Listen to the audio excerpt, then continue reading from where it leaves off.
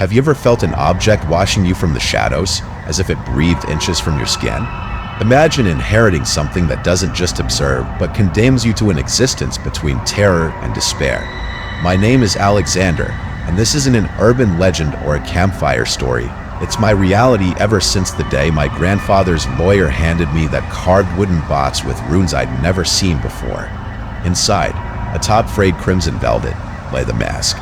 White as a full moon, cold as a gravestone's marble, its barely their smile seemed to mock me before I even touched it. Grandfather's instructions were clear: never wear it, never destroy it, hide it where no one will find it.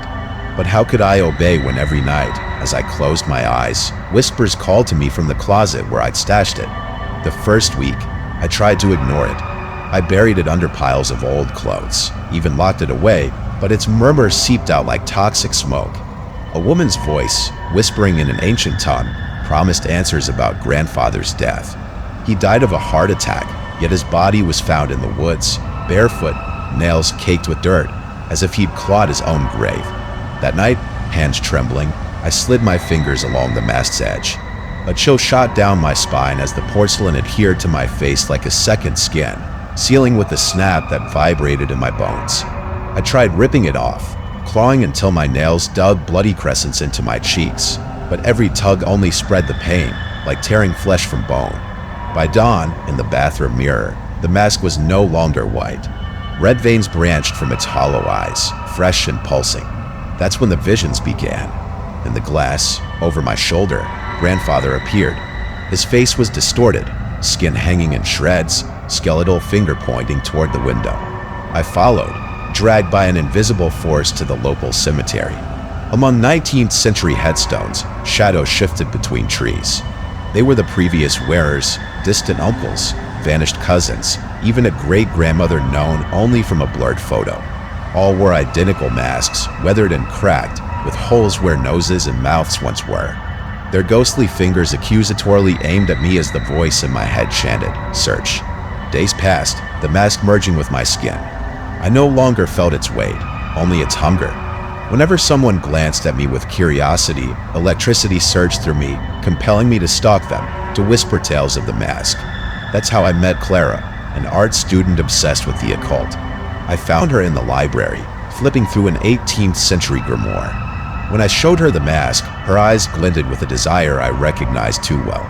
I tried warning her, screaming at her to run, but the curse sealed my lips. That night, as she cradled the mask, trembling, I saw my reflection in her eyes for the first time, a featureless void, my essence dissolving. The transfer was slow, grotesque. Clara visited my house 3 nights straight, growing paler each time. On the 4th visit, the mask ripped free with a sound of tearing flesh. It clattered to the floor, pristine again, while I collapsed, blood warming in my veins. Clara fled with the mask beneath her coat, but her scream 2 days later confirmed what I already knew. They found her in the same woods where grandfather died, body tangled in poison ivy, the mask fused to her face. Now I write this from a highway motel, a new mask slowly emerging from my chest, light and cold as the first. The curse doesn't end, it evolves. Each time I transfer the mask, part of me fades, another fungal growth blooming. I've counted 7 so far, each heavier than the last. Soon, nothing of Alexander will remain, just a faceless man cursed to forge masks eternally. If you're watching this, it might be too late for me, but not for you. Look around. Is there an heirloom calling with promises of family secrets? Beware, curiosity didn't just kill the cat, it stole its soul. If this story chilled you, smash subscribe and hit the bell for more tales.